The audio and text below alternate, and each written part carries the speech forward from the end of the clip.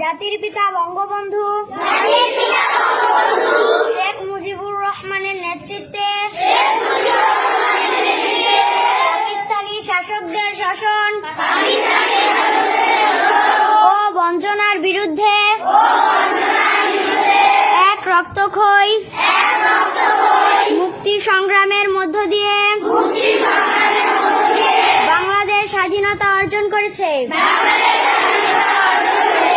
বিশ্বের বুকে বাঙালি জাতি প্রতিষ্ঠা করেছে তার স্বতন্ত্র জাতিসত্তা। আমি দীপ্ত কণ্ঠে শপথ করছি যে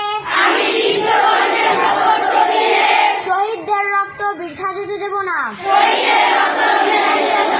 দেশকে ভালোবাসবো, দেশের মানুষের সার্বিক কল্যাণে সর্বশক্তি নিয়োগ করব। জাতির পিতা বঙ্গবন্ধু